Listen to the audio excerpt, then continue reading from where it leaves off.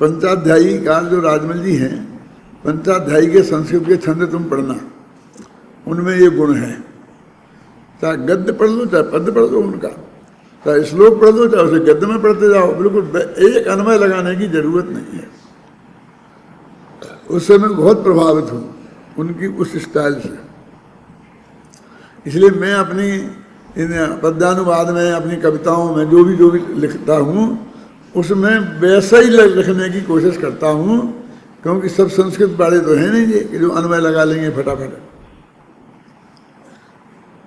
वो सीधी उसकी समझ में आती जावे। इसे आप गद्य में भी पढ़ सकते हो। वेद ज्ञान के इस अविरल धारा प्रवाह से कैसे भी कर प्राप्त करे जो शुद्धात्म को, और निरंतर उसमें ही स्थिर होता जावे, पर प्रणति को त्याग निरंतर शुद्ध हो जावे। क्यों कुछ करना क्या नहीं। अब क्या हुआ, उसने इसमें भेद ज्ञान के अविरल वहां से पकड़ा है, देशना लब्धि मानो प्राप्त हो गई। उपशम क्षयोपशम लब्धि तो होगी उसके बिना तो प्राप्त होगी नहीं वो। और कसाई की मंदता होगी, इस बात को समझने के लिए तैयार हुई है।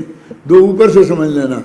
और भेद ज्ञान गुरु ने समझाया हमें तत्व, उससे हमें पक्का भरोसा हो गया और बात विकल्पात्मक ज्ञान में क्लियर हो गई। अनुभव नहीं हुआ अभी है, बिल्कुल स्पष्ट हो गई। इसको ऐसा समझो ना कि आपने जो लड्डू खाया नहीं है, उस लड्डू के बारे में आपको समझाया गया, मीठा जैसा जो भी शब्दों में आ सकता है, तो उसे आपके दिमाग में बहुत स्पष्ट हो गया कि इसमें ये गुण है, खाने में भी मिष्ट है, इसमें जो ग्लूकोज है तो शरीर को पुष्टि भी देगी, इसमें ये चीज़ें हैं। क्लियर होगी, उस बात पे भरोसा हो गया। अब फिर आपने क्या किया कि वो भरोसा होकर उसका अविरल धारा प्रवाह बनाया। अब तुम्हें क्या करना है, बस जो समझा है उसी को समझते रहना है। समझते रहना माने पहला समझाया मैंने, समझने की कोशिश की थी और दूसरे में समझ में आ गई तो उस समझ को कायम रखना धारा प्रवाह रूप से। अपन बोलते हैं ना, खाने में, उठने में, बैठने में, पीने में, कभी कभी परीक्षा का समय होता है तो तुम लोग ऐसा नहीं करते हो, एक कोई शब्द होता जो भी तुम्हारा होता है, लघु सिद्धांत कौमुदी का सूत्र समझ लो, तो फिर बस खाना खाने बैठ जाते हो, सूत्र भी रटते रहते हो। ऐसी बगल में किताब रख लेते हो, देख लेते हो थोड़ा, और फिर रटते रहते हो, नहीं रटते रहते हो। घूमते हो तो देख करके और फिर रटते रहते हो। उस वक्त जरा जबान से रटते हो, बाकी मन में तो चलता ही रहता है ना। ये क्या कोई बड़ी बात नहीं है। धारा प्रवाह से मैंने अविरल धारा प्रवाह से मैंने क्या करना पड़ेगा, कुछ नहीं करना पड़ेगा। जो तुम्हारे रुचि का विषय है उसी को धारावाही रूप से सोचते रहना। जब तक विकल्पात्मक ज्ञान है वो सोचते रहोगे, बस खत्म। फिर क्या करें, क्यों महावीर जी कि सोचना बंद करके और अंदर सोचना में तुम्हें कुछ नहीं करना है। वो सोचते सोचते सोचना बंद तो अपने आप हो जाएगा और ज्ञान धारावाहिक चलता रहेगा। क्या होता नहीं ऐसा। जब अपन सबसे पहले पढ़ते थे तो बराबर ऐसे पढ़ते ना, आ और बा, आ ब, ऐसे जोर जोर से चिल्ला चिल्ला के पढ़ते थे। 2 एकम 2, 2 दूनी 4, 2 तिया 6, जोर जोर से। फिर धीरे धीरे वो आवाज़ तो कम होती गई और अब अपन मन में ही पढ़ लेते हैं। मन में भी पढ़ना होता है कि नहीं होता है, और उससे रफ्तार तेज भी हो जाती है। शब्द के उच्चारण में तो जितना समय लगाना पड़ेगा हेश दीर्घ प्लुप्त में, वो सब लगाना ही पड़ेगा ना, लेकिन वो विचार में वो नहीं लगाना पड़ता है।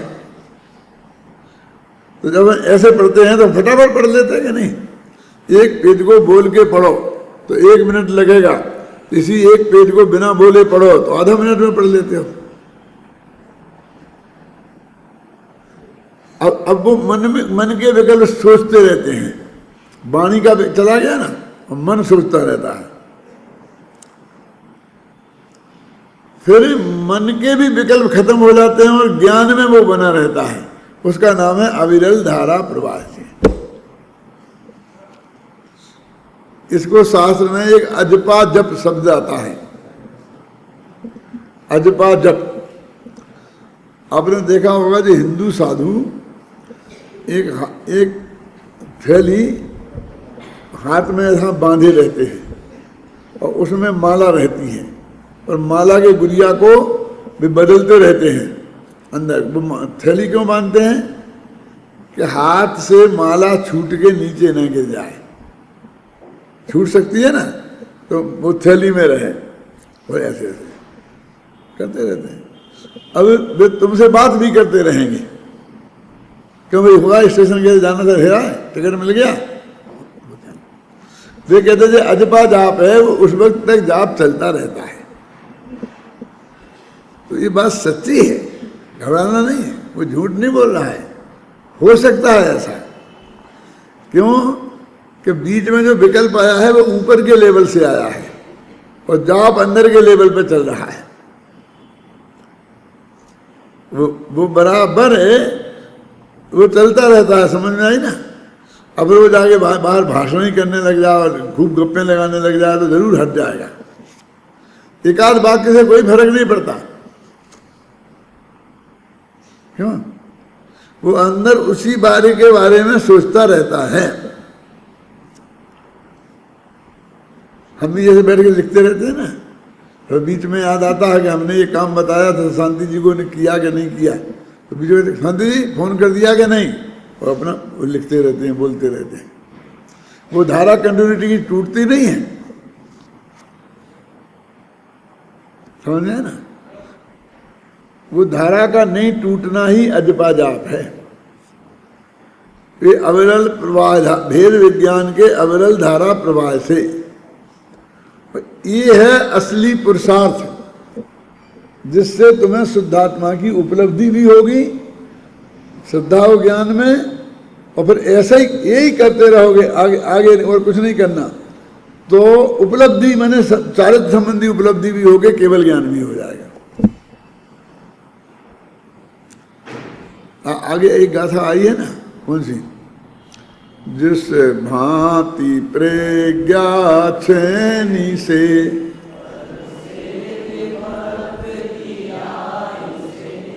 उस भांति प्रज्ञा छेनी से ही अरे ग्रहण करो। इसे आगे वाला लगा लो, ग्रहण करो और करे रहो, बस खत्म हो गया मोक्ष मार्ग। अब ये काम बुद्धि के लेवल का है।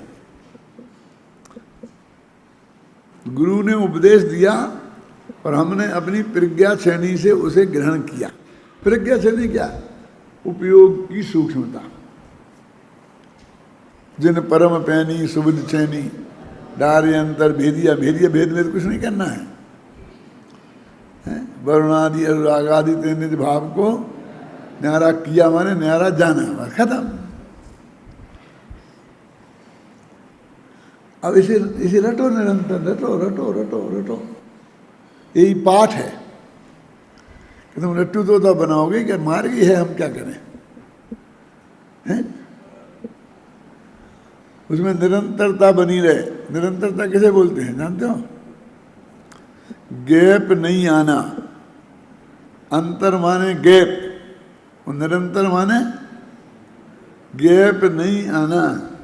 अविलंब निरंतर से भर दो, लिखा ना। क्या? जल्दी ही काय से भर दो, माने ऐसा भर दो कि उसमें गैप नहीं पड़े। निरंतर का अर्थ नहीं है बिना गैप के, बिना। अब बस उस आत्मा को जानना है, पहले गुरुमुख से जानना है, शास्त्र से जानना है। तो जो काम आप कर ही रहे हो, नहीं साहब ये आएंगे तुम्हारे दिमाग में कूड़ा करकट पैदा करेंगे, नहीं वो गुरु कौन होना चाहिए, वो तो सम्य दृष्टि ही होना चाहिए। तो सम्य दृष्टि नहीं है शांति जी, तुमने कैसे जाना? क्या करोगे? सम्य दृष्टि से किससे करोगे? कहाँ जाओगे? कैसे खोजोगे? बताओ तो।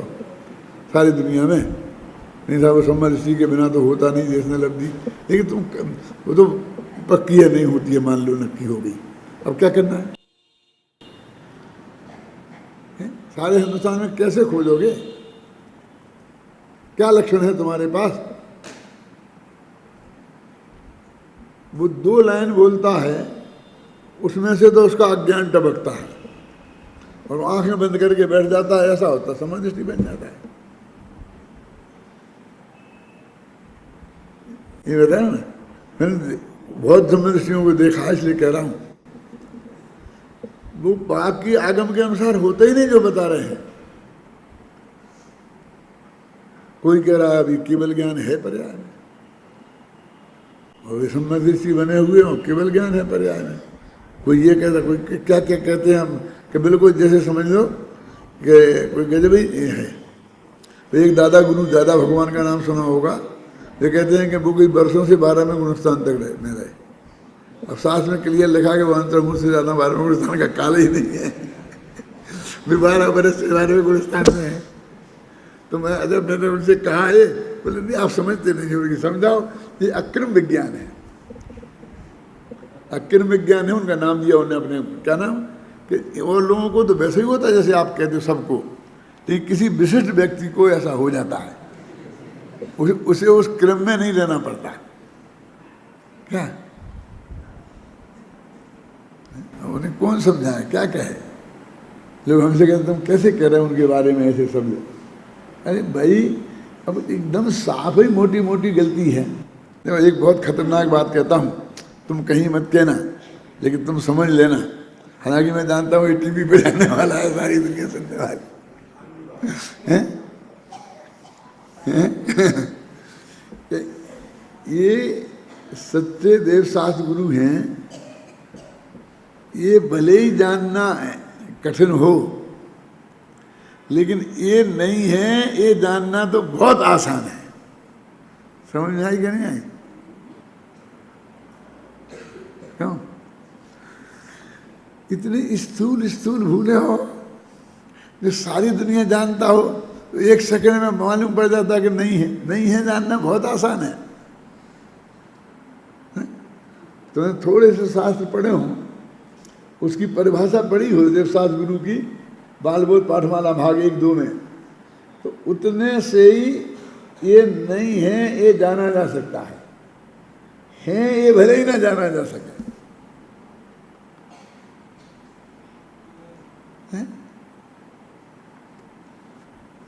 ख्याल में है ना?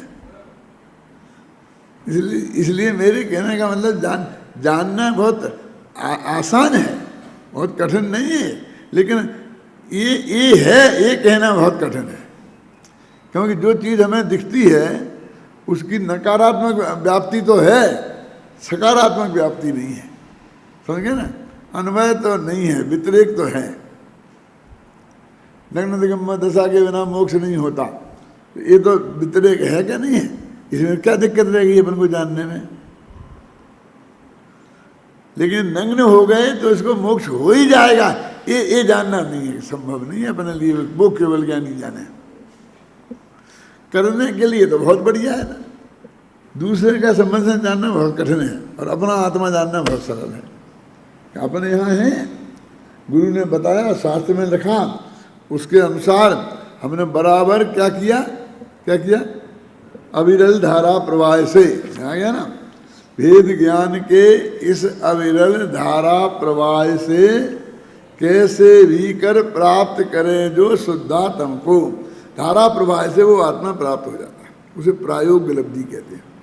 जैसे मूल में प्राप्त तो हो गया देशना लब्धि में, लेकिन वो आगमोपलब्धि है। अब उसको हमने धारा प्रवाही बनाया। ये जाप क्या है? बार बार बार बार बार बार बार नमोकार मंत्र पढ़ो, ये पढ़ो, ये पढ़ो। अब फिर वही मैं बात समझाऊंगा असली मोक्ष मार्ग, तो फिर दिक्कत खड़ी हो जाएगी। लेकिन हो जाएगी तो हो जाएगी। अभी भी क्या है जो देखें कि हम तो साहब पहले एक नमोकार मंत्र की माला फेरते थे, उसमें 5-10 मिनट लगते थे। फिर हमने 20 मिनट कर दी, 2 माला फेरने लग गए। फिर 30 मिनट कर दिए, 3 फेरने लग गए। फिर हम आधा घंटा पाठ करते थे सूत्र जी का। अब हमने भक्तामर भी जोड़ दिया और ये जोड़ दिया, हम इतना करने लग गए। अब हमारा 2 घंटा तो पाठ में जाता है और इतना हमारा इस जाप में जाता है। अमेरिका में मैं एक घर में ठहरा था, तो उनकी जो मिसेज है वो दिन भर माला फेरती रहती थी नवोकार मंत्र की। अब तो लोग तो इतनी उसमें गीत गाते थे भगवान जैसे, घंटा 2 घंटा 3 घंटा 4 घंटा बस वो फेरती रहती थी। फिर वो पूरे पाठ करती रहती थी, बोलती रहती थी। फिर हमें आगे बहुत प्रेम से बताती थी, पंडित जी मैंने इतना किया, मैं इतना ये करती हूँ, फिर इतना ये करती हूँ, फिर लोग से बोल लेती हूँ, फिर ऐसा कर लेती हूँ, ऐसा कर लेती हूँ। अब क्या समझाए, कैसे समझाए थे। इधर तरक्की है ना महावीर जी।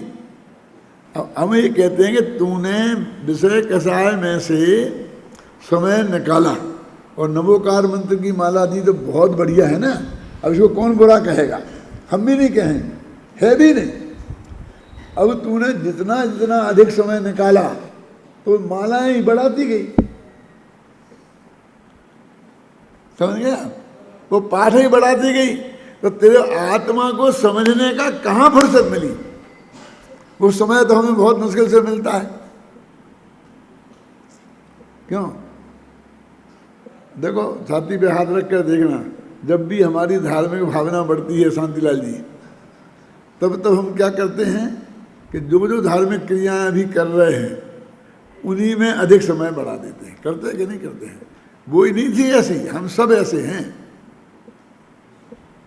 क्या हम क्या करेंगे कि अब 2 पेज की 4 पेज लिखने लगेंगे, तो उसे पढ़ना। मेरा मतलब यह है कि जो हम आज तक कर रहे हैं उसी में हम समय बढ़ा देते हैं।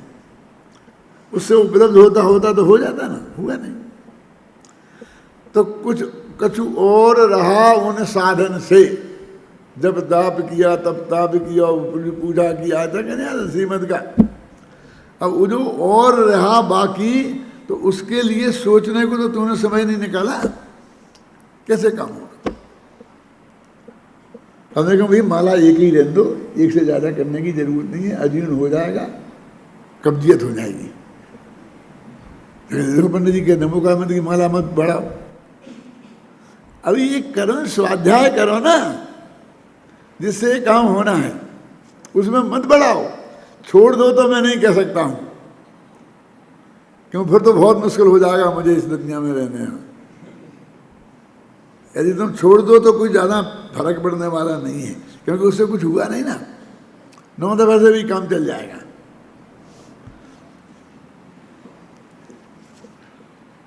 है?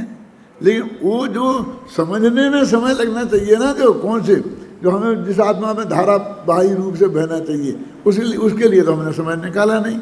उसी में बढ़ाते जाते हैं, उसी में बढ़ाते जाते हैं। पहले आधा घंटा पूजा करते थे, अब 1 घंटा करते हैं। फिर पूजने बढ़ा देते हैं, फिर भाई ये बढ़ा दें, फिर ये बढ़ा दी, फिर ये बढ़ा दी, हैं, सोचते नहीं है, हर एक में बढ़ाते जाते हैं। अब जितना भी समय बढ़ाओगे, रिटायर्ड हो जाएंगे, फिर तो हम पूरा धर्म में लगाएंगे, कुछ होने वाला नहीं है। रिटायर्ड हो जाओगे तो 8 घंटा, फिर 8 घंटा इसी में बढ़ा दोगे, काय में जो अभी कर रहे हो, उससे कुछ होने वाला नहीं है, हैं? बहुत खतरनाक बात है, लेकिन ये किसी दुनिया को परिचय नहीं, हम क्या करें। लेकिन हमारे ऐसा है, इसमें क्लियर लिखा, मैं अब पढ़ता हूँ, गद्य से पढ़ता हूँ, जो मैंने खुद लिखा है वो पढ़ता हूँ। यदि किसी भी प्रकार से, अर्थात काल लब्धि आने पर, किसी भी प्रकार से मैंने रास्ता छोड़ा नहीं है तुम्हारे लिए। काल लब्धि का एक अर्थ सुनो, नियम सार में क्षयोपशम लब्धि भी किया है। क्षयोपशम लब्धि को काल लब्धि कहा है। मैंने तुम्हारे ज्ञान का क्षयोपशम ऐसा हो जाए कि जिसमें भगवान आत्मा जानने का काल पक जाए, समझ गए ना। तीव्र पुरुषार्थ करके धारावाही ज्ञान से शुद्ध आत्मा को निश्चलतया अनुभव किया करे, तो यह आत्मा पर परिणति के निरोध से होने से नित्य वृद्धिंगत आनंद वाले आत्मा को शुद्ध ही प्राप्त करता है। फिर वो आत्मा को अंदर शुद्ध ही मिलेगा अंदर ही बैठा, मतलब आत्मा वो शुद्ध करना नहीं है, वो तो शुद्ध ही है, शुद्ध प्राप्त नहीं हो रहा तुझे, क्यों? क्योंकि तुम उस लेवल से प्राप्त नहीं कर रहा है। इस कलश में आचार्य देव यह कहना चाहते हैं कि निरंतर धारावाहिक रूप से प्रवर्तित ज्ञान ही शुद्धात्मा की प्राप्ति का एकमात्र अमोघ उपाय है। क्या? अब एकमात्र में बहुत अर्थ है, समझ लो। देशना लब्धि से लेकर केवल ज्ञान की प्राप्ति तक एकमात्र पुरुषार्थ ज्ञान की यह धारावाहिक प्रवृत्ति ही है। इसी का दूसरा नाम भेद ज्ञान है। अब इसमें सब निषेध आ गया, कितना ही लंबा चाहो तो आप इसमें 100 पेज लिख सकते हो, 10 दिन व्याख्यान कर सकते हो। क्यों? कि और क्या क्या नहीं है ये बताते जाओ। एकमात्र ये है, तो ऐसे कैसे बताओ दादा कि जो जो जगत में मोक्ष मार्ग मानकर ये लोग कर रहे हैं वो सब बताना पड़ेगी हमें कि ये नहीं है। अब उसमें झगड़ा खड़ा होगा, तो एक कहते हो कोई ऐतराज नहीं करेगा, फिर तुमको पूजा पाठ नहीं है, फिर पूजा पाठ वाले खड़े हो जाएंगे। यात्रा नहीं है तो हर साल यात्रा संघ निकालते हैं, वे विरोध में खड़े हो जाएंगे। कि दान देना नहीं है तो जो दान देने वाले वो मांगने वाले हैं, वे विरोध में खड़े हो जाएंगे।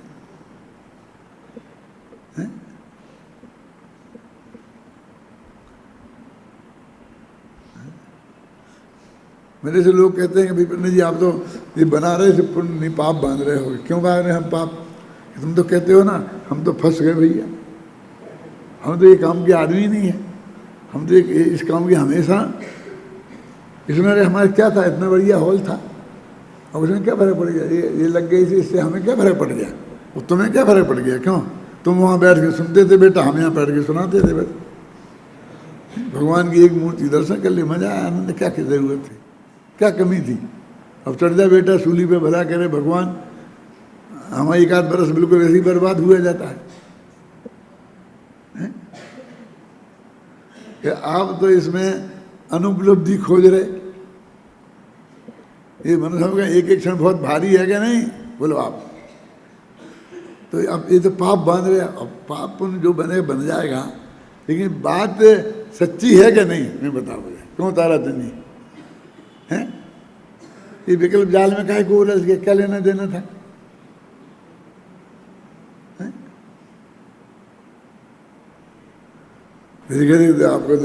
आपका तो नहीं बनाने का ऐसा भाव है, तो इससे तो पुण्य कैसे बनेगा? लेकिन बांधना कैसे बेवकूफ को है पुण्य? ऐसा बांधने, और यदि तुम्हें बांधने की बात करना है तो गारंटी से उससे ज्यादा इसमें पुण्य बनेगा, इस विकल्प में है। इस विकल्प में पुण्य बनेगा शांति जी, पुण्य भी बांधना हो तो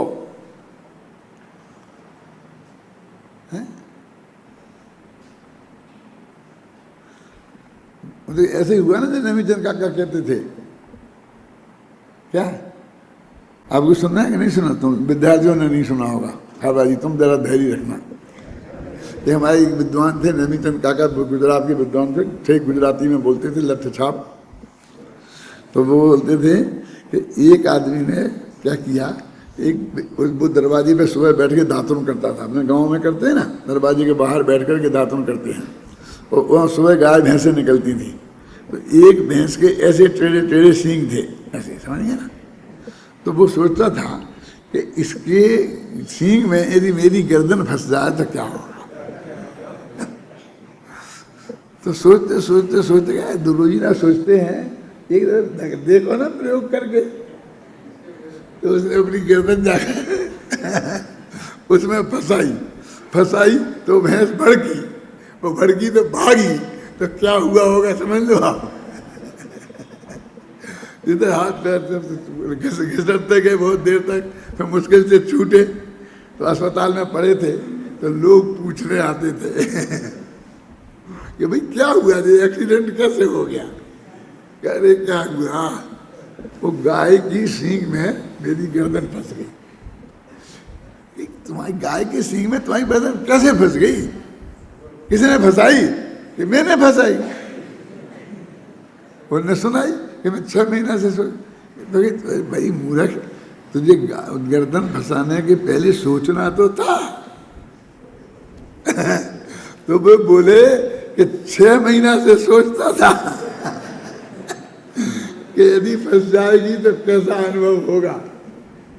तो 6 महीना सोच सोच के फंसाई है।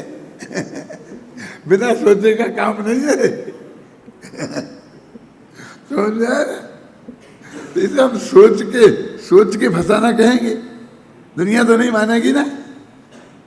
तो ऐसे ही हम कह रहे हैं कि हमने ये गर्दन सोच सोच के फंसाई है।